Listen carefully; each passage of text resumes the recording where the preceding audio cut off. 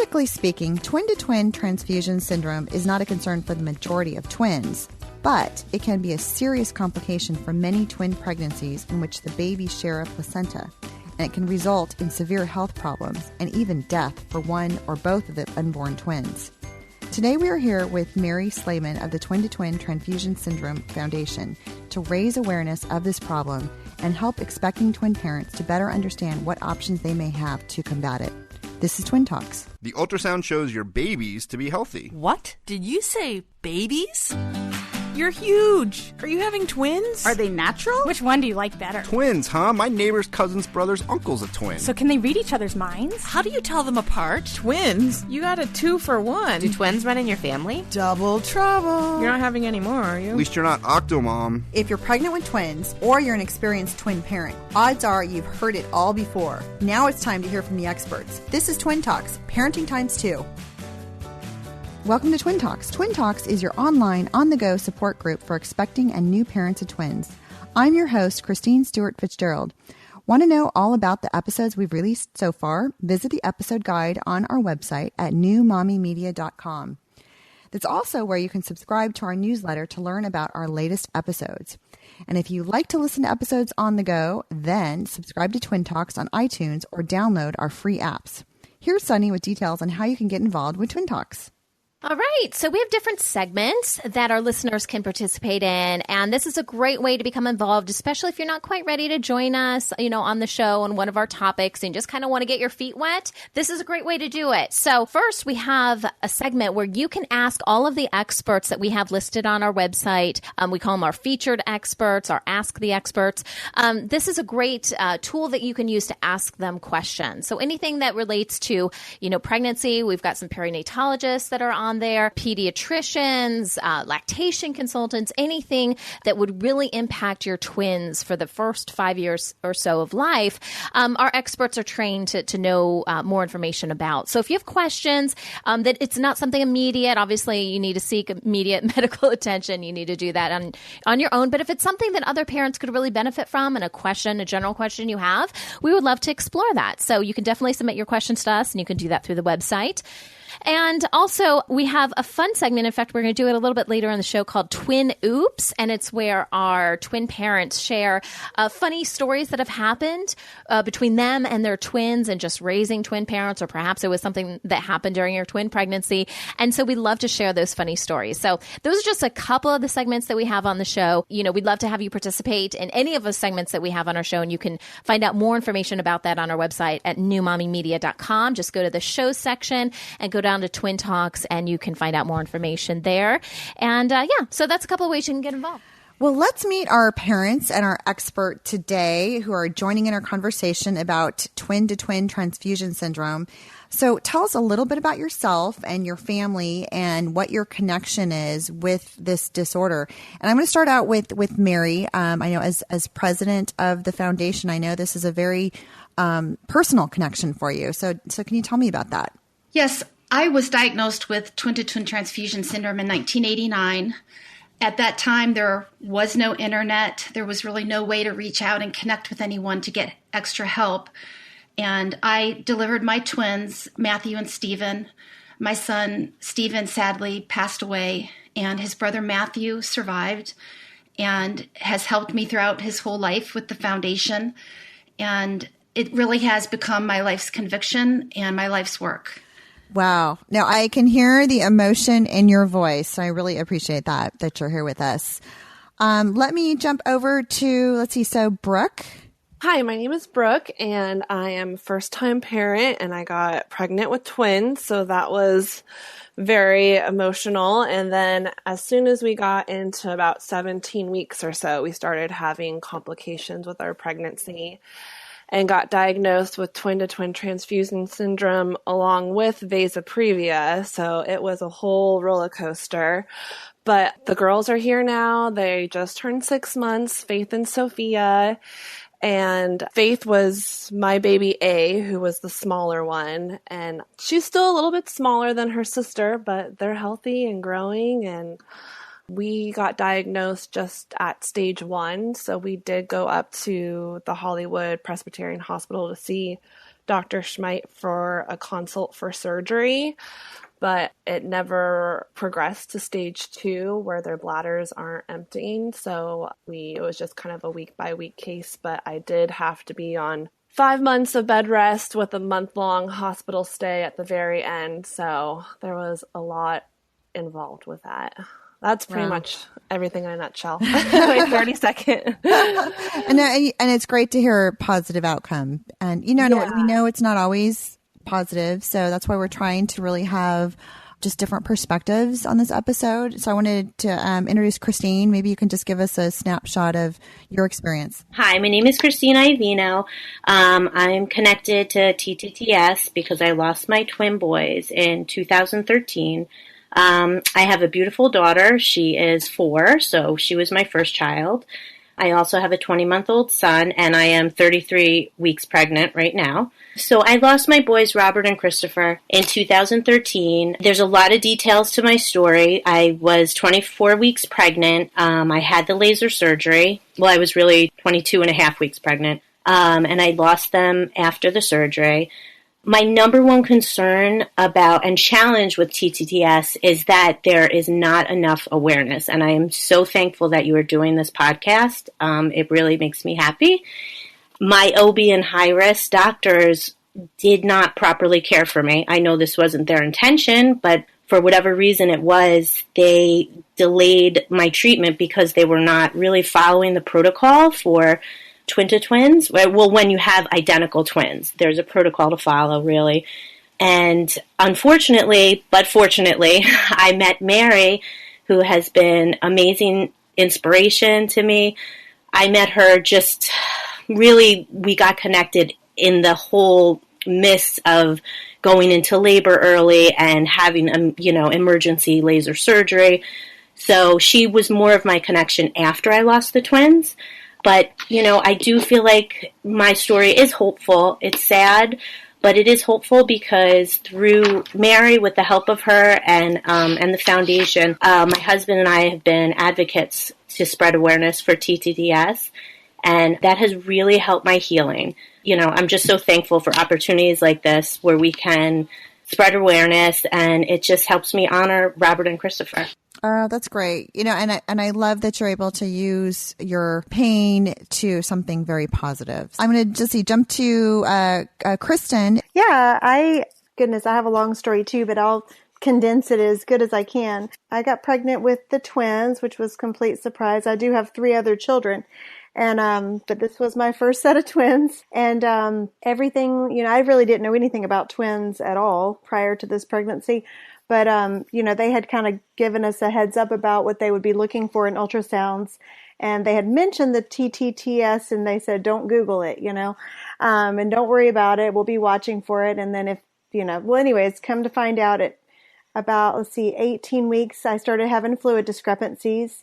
And we went to Charlotte to speak with Dr. Stevenson, and they did an evaluation, but I was not quite I didn't have TTTS yet. She said that I might end up with it, but, I didn't qualify quite yet which was great news. And then a week later, I went in for my ultrasound, and I had progressed very quickly. It was just it was just crazy how quick it progressed.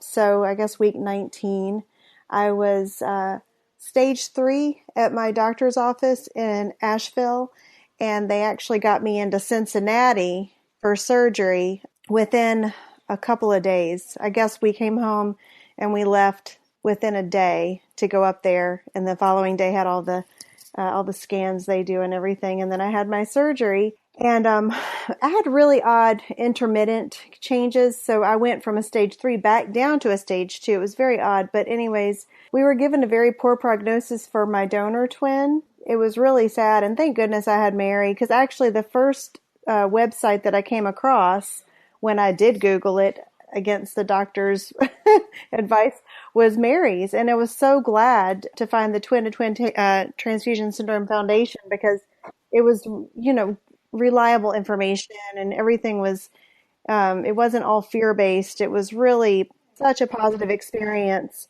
I don't know what I would have done without her, honestly, but, and they supported us through our entire surgery. She did, the foundation did, just in so many ways. They were there for me around the clock. Yeah, no, that, you know what? And I have to say, Kristen, I think that's so great to hear that the kind of support you got was not fear-based. And so, because I know this can be a super scary thing. And again, it's great to know that there are a variety of outcomes and we don't need to be afraid of those outcomes and just focus on what we can do. So no, that's very important to keep in mind.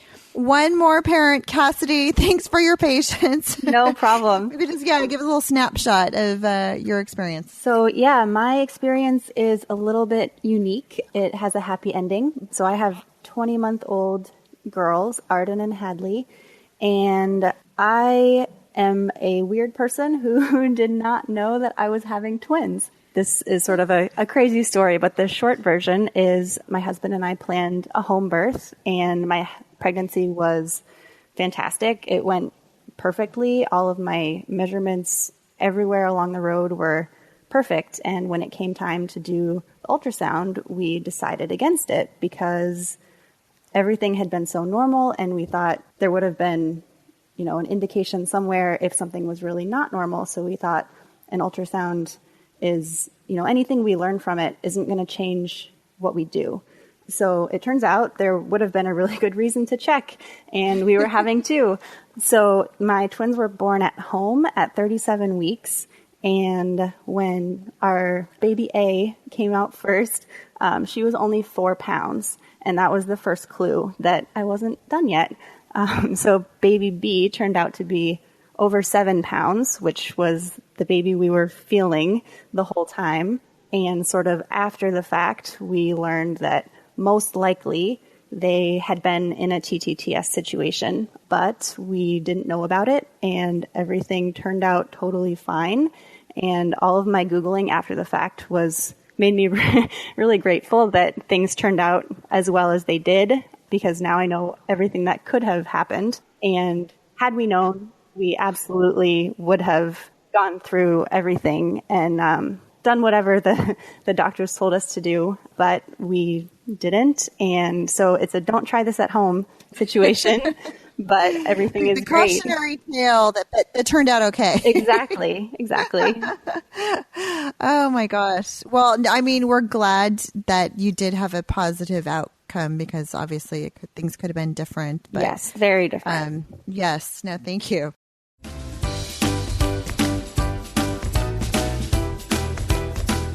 All right, so before we dive into our conversation today, I found this headline, and usually our headlines focus more on twin babies or perhaps twin pregnancy. And this, I thought, was a good reminder of just how twins can help each other out throughout life. And so this was a headline that I found. These twins are grown. They're fraternal boy twins, men. They're men now. They're actually in the military. And I couldn't find out where they were. It's really interesting. They didn't list their ages that I'm aware of in this article, which I thought was kind of strange. But anyways, they actually have reverse initials. So one's RJ and one's JR. Rivera is their name. And this is out of Virginia Beach, a military town, if you guys are familiar. And so the article is about how one of the twins, JR, donated one of his kidneys to RJ because RJ was found to have, he was diagnosed with IgA nephropathy, which is basically something that affects your kidneys, and he would be on dialysis if he didn't have a kidney transplant. And so this was just about his fraternal brother donating the kidney. And according to everything turned out okay, and the procedure went fine. And now, there wasn't much of there was really no waiting list, right? It wasn't that the other twin had to wait for any period of time because his twin said that he was going to do do it, and he did end up doing it. And the doctor said that for fraternal twins, which is a little bit different than what we're talking about today, but that, it was kind of like, the chance of it matching and, everything turning out okay was the same as it would be for regular siblings. And so it was a good match and everything turned out well. And I know this isn't always the case, but I like to kind of show these kind of articles and just kind of be kind of an uplifting, source of information for us to know that even when the parents are kind of, I don't want to say out of the picture because, the article doesn't really talk too much about the parents, but this was a decision that the twins made for each other. And to know even way past birthing our babies and, those toddler years and getting them into school and all of that twins can still have an enormous impact on one another, medically speaking. And so, I just thought it was a nice article to kind of share. We'll go ahead and we'll post the link to our Facebook page if you guys want to check it out. And share it that way.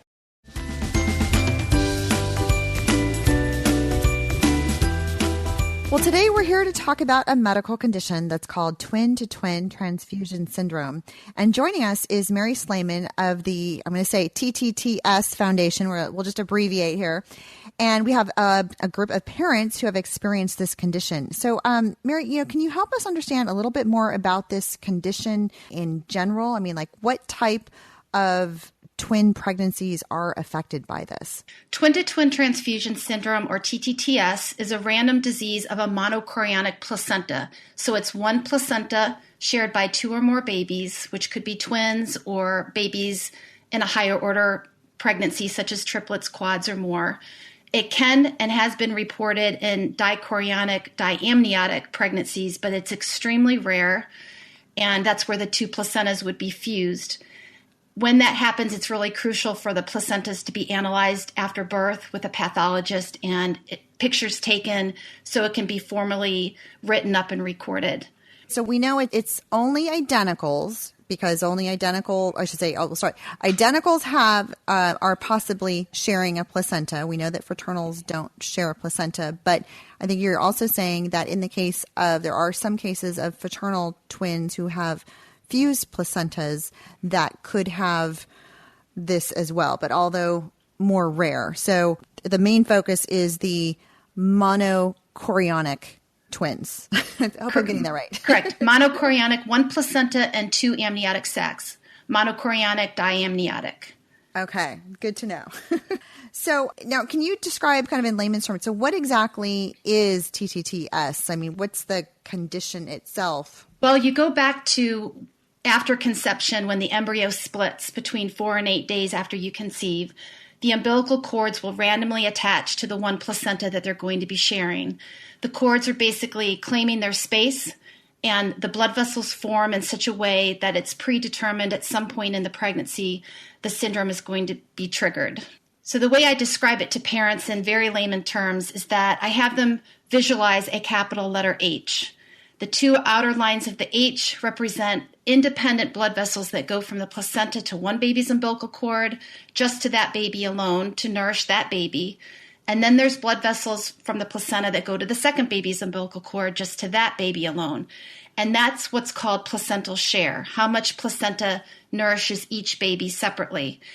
This is not TTTS, but it's a very important part of a monochorionic pregnancy that parents need to understand, because often you'll have one baby that's larger than the other, and many parents think that that is TTTS or they're going to get it for that reason, which is not necessarily true.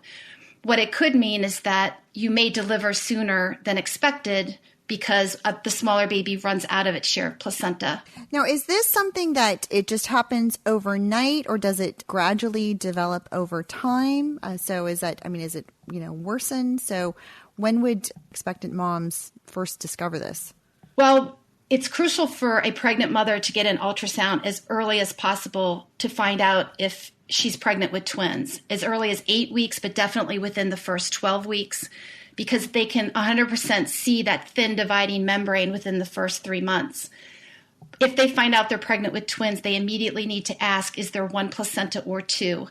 If there is one placenta, they need to get in the care of a high-risk maternal fetal medicine or a perinatologist doctor. By 16 weeks of pregnancy, they need weekly ultrasounds with that doctor until birth. So often the first symptom that they're going to feel is too much amniotic fluid that's going to cause a lot of pain, shortness of breath. Too much amniotic fluid. And so this is being measured when they go to a specialist, a maternal fetal medicine specialist. And I can remember all those tests. And they were, looking at blood flow and measuring the volume of the amniotic fluid. So this is just as part of a regular screening process that's done at the MFM's office. It's all based on ultrasound. So if you go back to that visualizing the capital letter H example, the outer two lines of the H are the placental share, how the babies get their blood separately. But with twin-to-twin transfusion syndrome, we focus on the middle line of a capital H. Those are blood vessels that are shared between the babies. There's blood circulating between the two babies through the shared vessels. They cross the placenta left to right, right to left. These are the vessels that cause twin-to-twin transfusion syndrome. These are the vessels that they shoot a laser on to seal shut when they do laser surgery. So all monochorionic placentas will have shared blood vessels. However, the majority of the time, about 80% of the time, the babies are circulating blood back and forth in a very balanced way with no ill effect to the babies. But about 20% of the time, could be higher, the placenta sends more blood to one baby, who's called the recipient twin, who then urinates more, which is amniotic fluid. So the mother will be possibly gaining weight quickly within a day or two. People might say, gosh, you look like you're ready to deliver. Her clothes don't fit when they did the night before. The placenta then sends less than normal amounts of blood to the other twin, called the donor baby, who will urinate little to none. So there will be little to no amniotic fluid. The blood flow between the babies through the shared vessels in this example is not balanced, and that is how the syndrome begins. So it begins with, an imbalance of the blood flow. And does it progress into something worse in that? And I think I've heard from our guests that they're talking about different stages. What are these stages? Well, we do have a list of 15 questions on our website that we can link to the public. And when asking those questions, which is the same questions a laser center is going to want to know the answers to, the first question involves the amniotic fluid. So when you look at the ultrasound, you see your baby, there's a blackness around the baby. That's the amniotic fluid, and they measure the biggest width of black. So it's 2 centimeters to 8 centimeters is the normal width of black or amniotic fluid, the deepest pocket. Stage 1 is when you have one baby's amniotic fluid goes above 8 centimeters and the other baby goes below 2.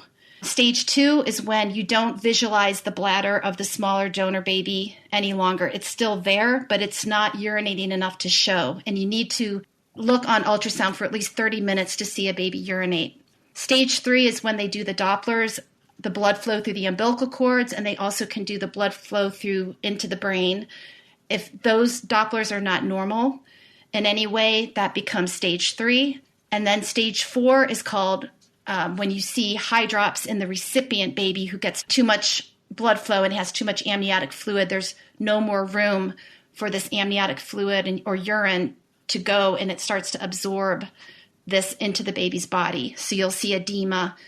It's absolutely terrifying to see this on ultrasound. And if you're in the care of a doctor who is very misinformed, they may think that the pregnancy's over, that there's no hope for the baby, which is not true. Stage 5, unfortunately, very sadly, is the loss of one or both of the twins. Wow.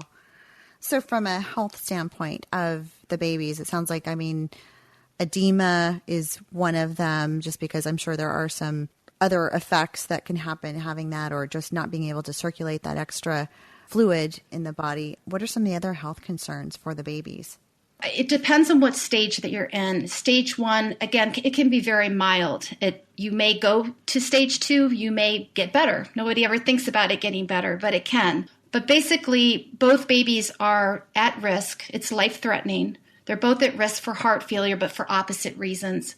So the baby getting too much blood flow, the recipient twin is pumping a lot of extra blood flow, and the heart is a muscle. It can get very tired over time, and that baby can pass away just from overloading the cardiovascular system. The other baby is opposite, and it can pass away just from extreme anemia, not getting enough. We recorded another episode, and I think we're familiar with the twin polycythemia anemia, and I know I'm saying it, but I think, and that's where the twins are not getting the correct amount of blood flow and that's affecting the anemia. Is that what you're talking about? It's not necessarily the same thing, but it's similar. That's TAPS, where usually it's often referred to as acute TTTS. It comes on very suddenly toward the end of a pregnancy. You have one baby that's born very purple and one baby that's very white. It can happen when you do laser surgery and they do not laser all the connecting blood vessels. And maybe it was very small, they couldn't see it, and they can develop symptoms again. It's a form of TTTS. But with TAPS, usually you don't have the fluid imbalance. Stage 3 is when the Dopplers are not normal. They should do a Doppler on the umbilical cord, but also the middle cerebral artery of the brain. And there can be a very different in the number of the brain as far as detecting anemia. One baby can have too many red blood cells than the other. If they can do that ahead of time, sometimes they can have some insight that the syndrome is coming. Or just, the TAPS is coming and they have to watch it more closely to possibly deliver sooner. Well, it's great to know that we have technology available that allows for better monitoring. So I'm thankful for that, certainly. Now, how can expecting twin moms know if they might be at risk? So let's say they find out they're pregnant with twins and their doctor says, yep, it looks like they're identical and they believe they are monochorionic. What do they need to know if they are at a higher risk? The most important moment is the OB transferring their care to the high-risk doctor, which historically it's really the number one crisis that I've seen over the last 25 years is many OBs who are wonderful, but there's probably more that are just very misinformed and they want to keep the mom who has multiples as possibly a status symbol, or they just feel that, yes, I've done this before, I can do it again, and they don't forward the mom on. And you need to forward the mom on immediately. It can't be at 18 weeks or 20 weeks. It should be within the first trimester.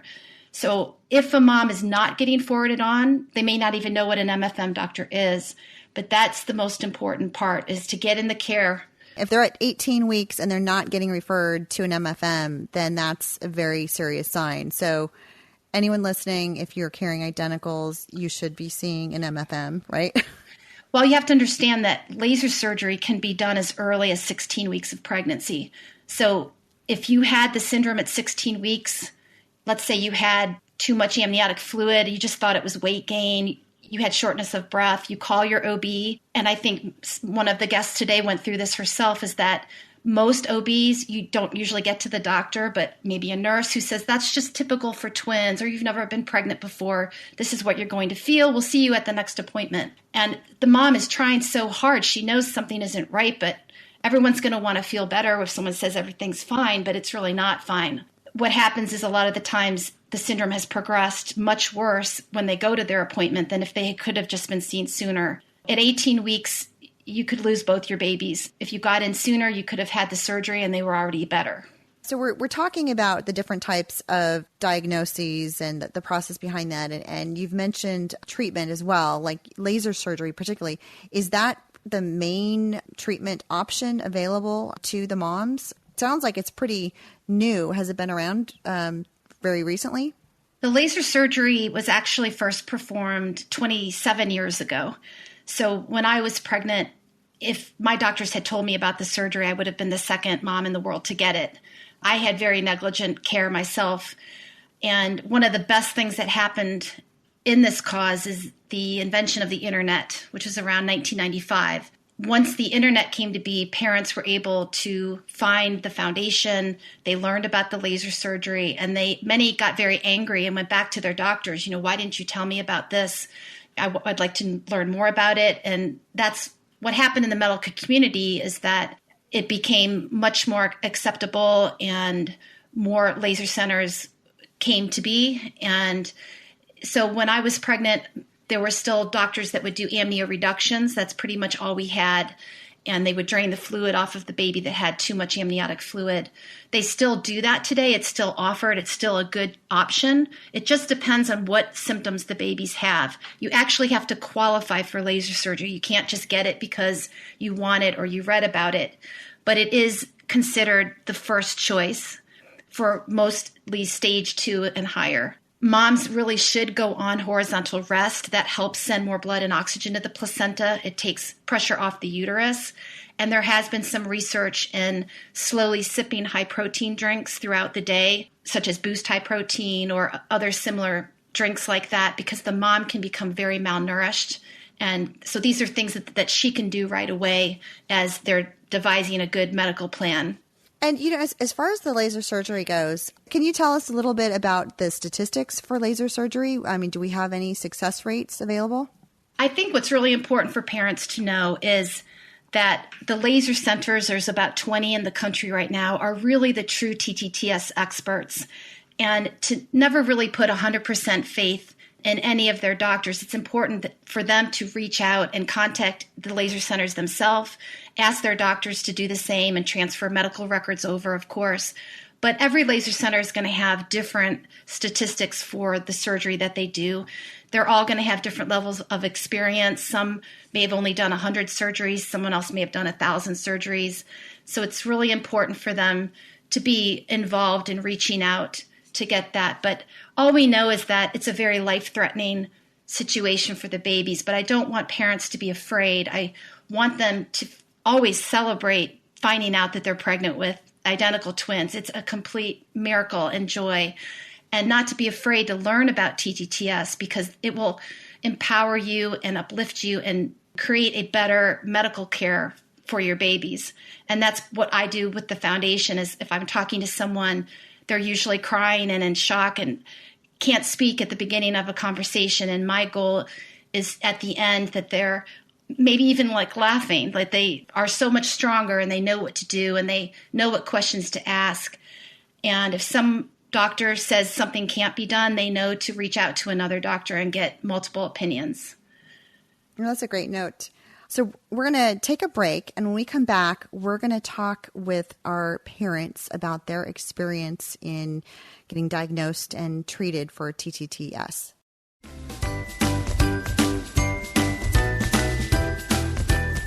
So just wanted to get a little bit more personal perspective from our moms that are on the line. You could just take a moment and just tell us a little bit about how, in your situation, were you diagnosed with TTTS and what type of treatment did you receive? Brooke. So it was around 17 weeks when my doctor noticed that there was something off, but I felt like the whole time they were kind of looking at me, even when they sent me to specialty obstetrics up in Del Mar, that the whole time they were just downplaying, oh, it's not a big deal if it is TTS, you just go get the simple surgery and it's not a big deal. And so I got sent to the specialist and they contacted Dr. Schmeit, which ended up being, I was so lucky that we lived in San Diego and that he was located in Hollywood, because I guess there's only a handful of surgeons in the country that can even perform this procedure. So it wasn't like we lived in Texas and had to fly out, to California. So anyway, they were on the phone with him and he got a hold of our scans and whatnot, and he wanted to go ahead and see us. So prior to going up there, his nurse called me and was like, okay,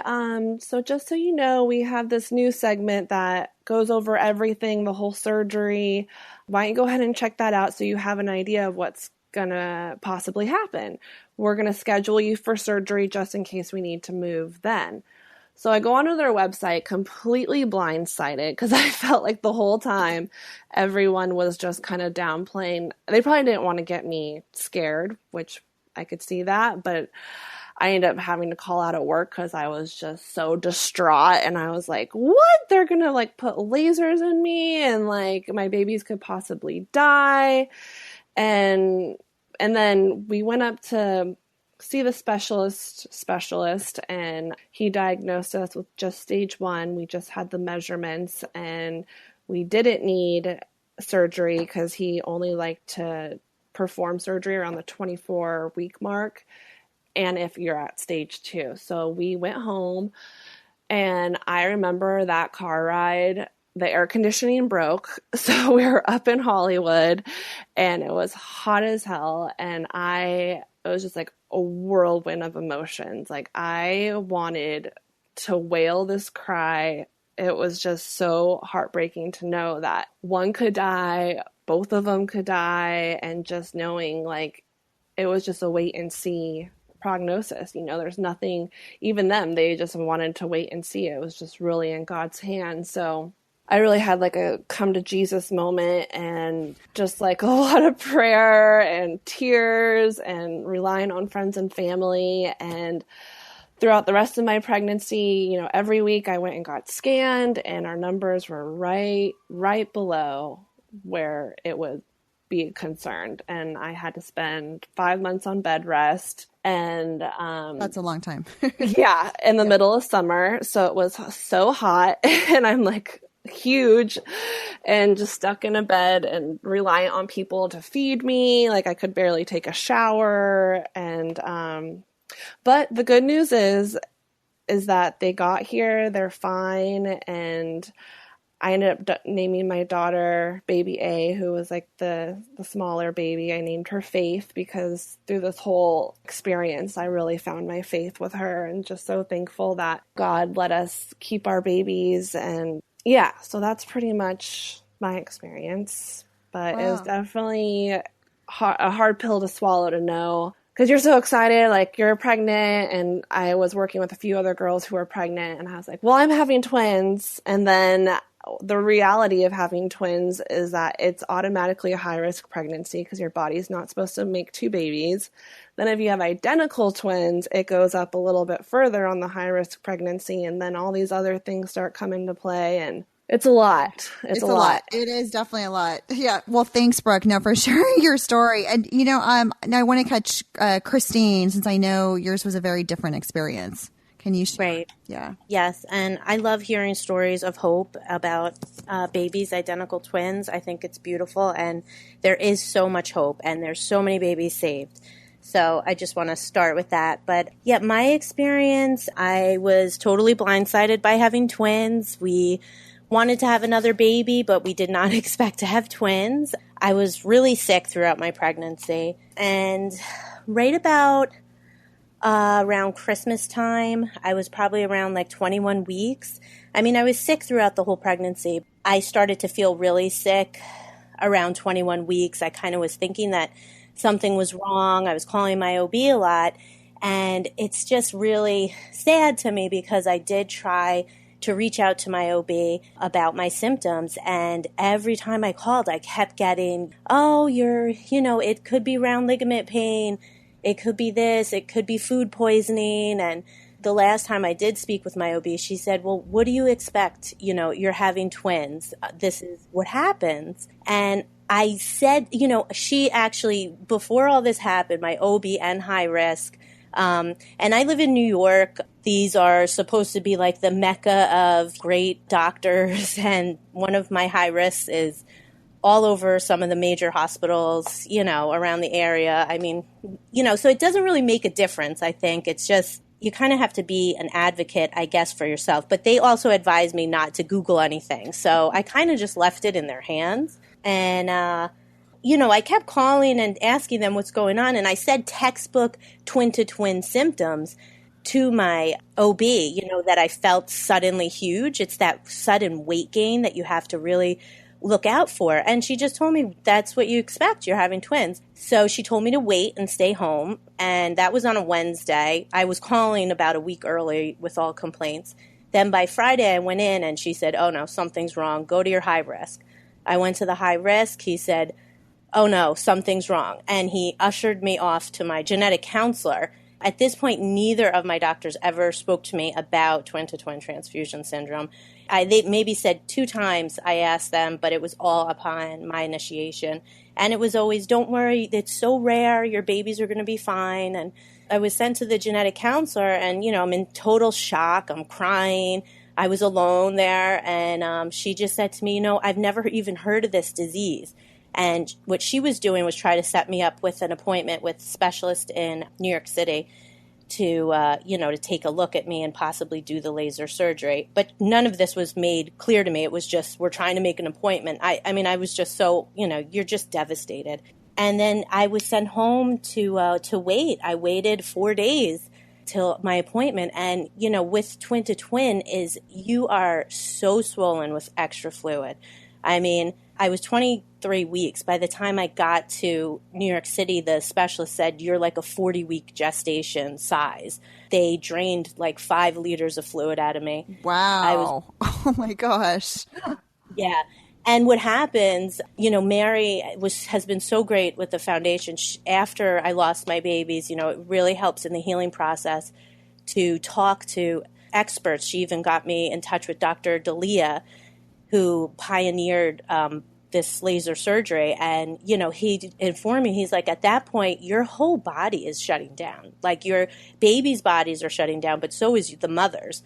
You're swelling everywhere. So by the time I got to the specialists in New York City, they were really shocked that I had waited, but this was all advised by my high risk. And they told me the horrible statistics and, you're just, again, devastated and you just want to run. Like I literally almost ran out. I did. I ran out of the office because I'm like, I can't hear this. But they said, you're going to go into labor like in hours. So I didn't really have a choice of getting to another hospital where they possibly do more surgeries. But the specialists in New York City were really good to me. And the next day, sure enough, I started contracting and I also signed up. I said, fine, let's do the laser surgery. And by the time I got there, they had to delay the surgery because I was contracting. But eventually they did get to do the surgery, and I had a very complicated, case of twin to twin. By the time I went to New York City, they said it was stage 3, but my OB, the high risk OB, was saying that I had stage 1 on Friday. So from like Friday to Tuesday, it progressed that fast, or I don't know, maybe it was. It just progresses really, really quickly. And sadly, after an hour of having the laser surgery, I lost my first baby, twin A, Robert. I think the surgery was just too much for him, and we lost him. And then a week later, we also lost my second baby, Christopher. Oh my gosh. I can only imagine a week apart. I mean, it's hard enough to lose your babies, but then you've lost one and you're grieving for him, but then you've got hope for the other one and sort of in this place of limbo and wondering, and that would be horrible. I can just only imagine. Yeah. It was a rough time. It was a really rough time, and I was just trying to remain calm to, help save my second baby, Christopher, but it's very difficult. And again, I'm just so happy that everyone is talking about it. And the thing that has gotten me through this is just trying to honor my babies in any way that I can. And we do an annual balloon lift, and my children are involved, and I try as much as I can. I send out bereavement packages for the Twin to Twin Transfusion Foundation to other mothers of loss. I went to private therapy. I go to a bereavement group for infant loss. All of these things has really helped me. And I feel like, in that way, there's some hope and positivity, because we just have to keep trying to save more babies and getting more information out there. So, something, because in my mind, I'm constantly questioning, what if I got there sooner, so I don't want that to happen to another family. Yeah. The support aspect is so important. I know we're going to get to that in just a few minutes. So I want to make sure that we get a chance to talk to Cassidy as well as Kristen. You guys have been very patient in sharing your stories. So maybe, Cassidy, you can give us a little nutshell of your experience in both the diagnosis and the treatment of TTTS. Sure. So my story is sort of unique in that I didn't have any treatment. And the diagnosis, I think we'll never know 100% for sure that it was TTTS, because it's diagnosed based on measurements that we never had taken. And I didn't have I didn't have symptoms of having twins at all. So I don't know. I'm just a freak of nature, I guess. But as far as treatment, after the girls were born and we were totally blindsided by the fact that we had 2 babies, and because they were 3 weeks early, we weren't ready because it was my first pregnancy. So we expected them to be, we expected the one baby we intended to be at least past my due date. So like we didn't have the nursery set up. We didn't have any clothes. We only had one car seat. We were not ready. So it was a big morning. But so they were born at home with a midwife who was a twin mom herself, which was a major lifesaver for us. And she immediately was like, this is beyond my level of expertise. So she called a pediatrician friend who recommended that we go get some tests done, because if it was really what she suspected, then we needed to make sure that they were okay. And this was based on what the placenta looked like and what they looked like and their size differences. So we went into the hospital and had their hemoglobin levels tested because we were worried about heart issues. And one was on the very low side and one was on the very high side, but they weren't alarming enough to really, it was more like these things seem okay, we're going to wait and see, and everything turned out fine. We ended up staying at the hospital for a few days just to keep an eye on things because we were, everything was different now. But fortunately, everything turned out really well, and I'm so grateful for that. And at the same time, I wouldn't change a thing because, you other moms are amazing, because having to have gone through the stress of everything that comes along with a twin pregnancy and a TTTS diagnosis, it would have drastically changed our outcomes, I think. It's so stressful to go through that, and we were ignorantly plodding along happily. So I really think things would have turned out differently had we been dealing with the weight of this diagnosis. And who knows what would have been different, but we are thankful every day that our girls are healthy, and they got here somewhat differently than other twins. The Googling after the fact and the talking to the doctors in the hospital was definitely sort of a scary thing, especially to have them in my arms and have one be tiny and pale and one be much bigger and very red because of the differences in their blood.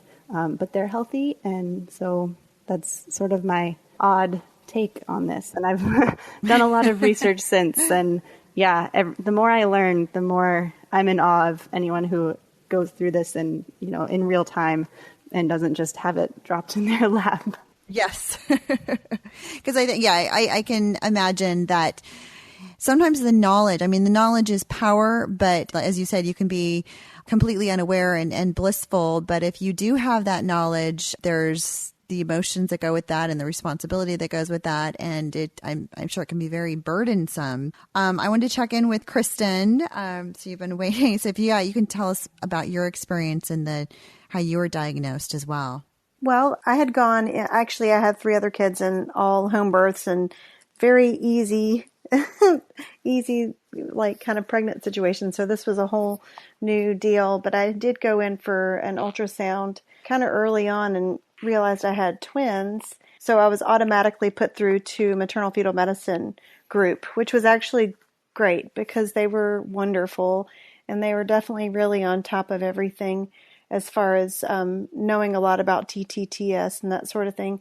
Of course, they said not to worry about it. It's very rare and that sort of thing. But I did end up having TTTS. And so at 18 weeks, I kind of started pre-TTTS. And then I think it was Brooke that said hers went really fast. But yeah, it was really, really fast. It just transitioned within a couple of days. All of a sudden, I knew something was wrong. My abdomen got really tight and distended, and I was just not feeling right. And I actually went in a day before my appointment was scheduled for my ultrasound, and I just showed up and was like, something's wrong. And so that's when they noticed that I was in stage 3, or that's what they classified it that day, stage 3, and they immediately called and scheduled an appointment for me to go to Cincinnati. And it was all absolutely terrifying. Got to Cincinnati and they did the scans. And like I had said before, I was really lucky to have Mary because there was a lot of doom and gloom with the doctors. I loved some of my doctors, and then some could be very doom and gloom. And it's just terrifying sitting down for that big group meeting. And but to have Mary on my side so I could call her was really helpful because she's always positive and uplifting, which was wonderful. But we actually had a successful surgery. I had 5 vessels that the babies shared, which they had thought that there was going to be a lot more given my staging and that sort of thing.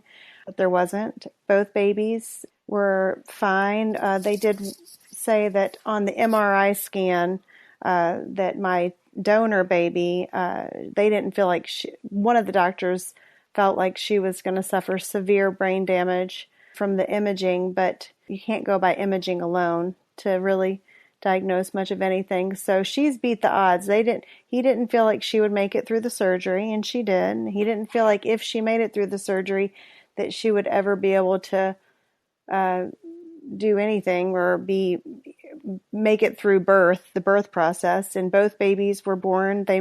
We actually had to get induced. We made it to 36 weeks, and I probably would have still be pregnant now if they hadn't induced me. And both girls, their APGAR scores were great, and they didn't have to go to the NICU. And my donor baby, she does have a much smaller, she was right there on that borderline microcephaly with her head size, circumference, because she did most likely suffer some almost like strokes with lack of blood flow.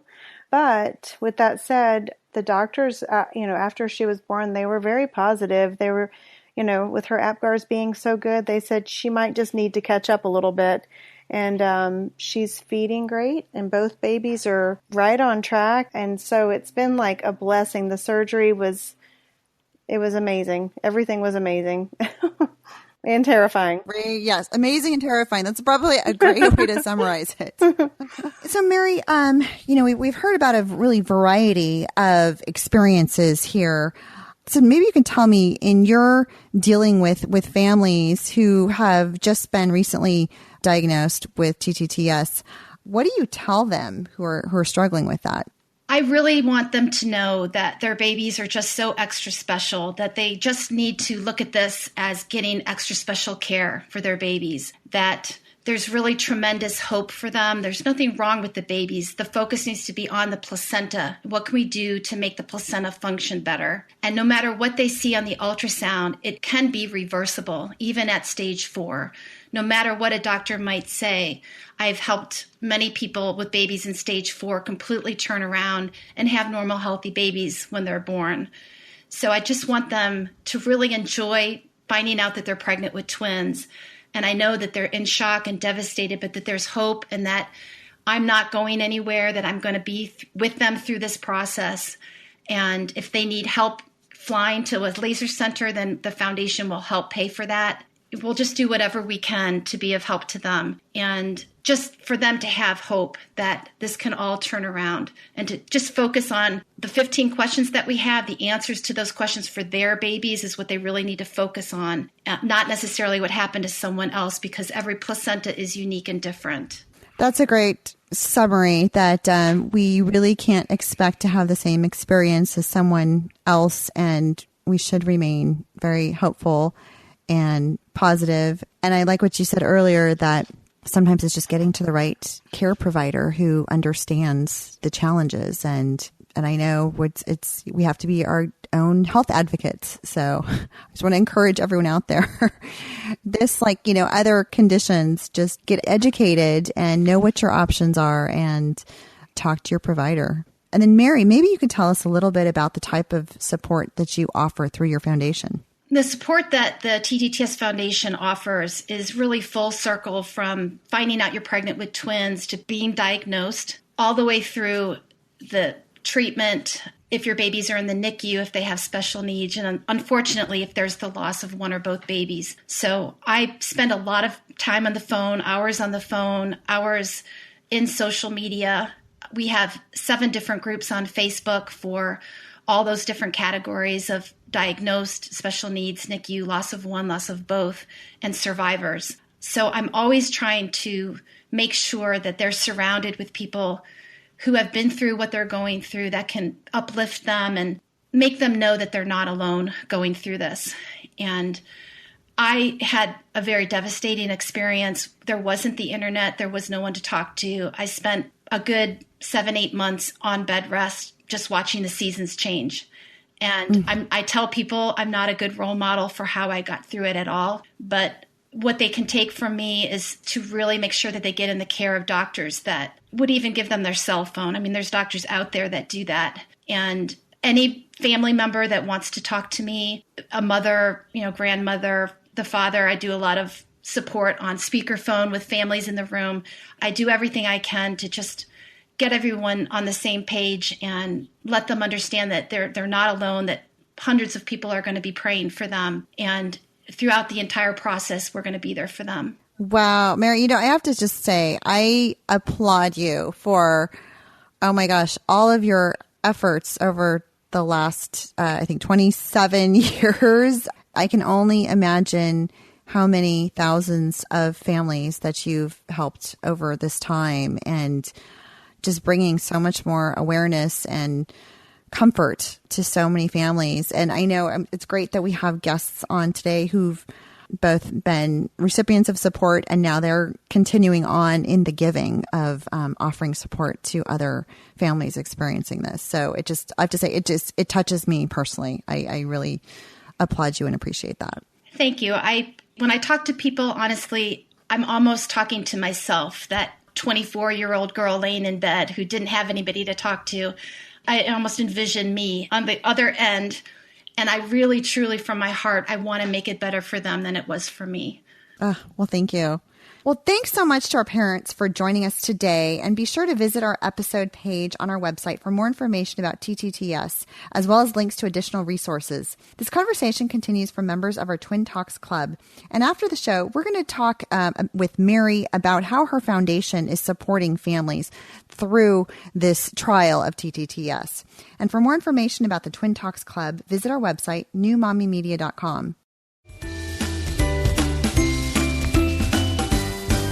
All right, so before we wrap up our show, we're going to talk about a twin oops. So this is a segment that our listeners can participate in. I was telling you guys about earlier. It's one of my favorite segments because it just allows us to kind of share our funny stories. And this one comes from Carrie. We posted this on the Multiples of America Facebook page, and this is what she responded with. She says, my boys started looking totally identical around the 2-month mark. So one night I was brave enough to put them in matching jammies, but I kept their hats on so I could tell them apart.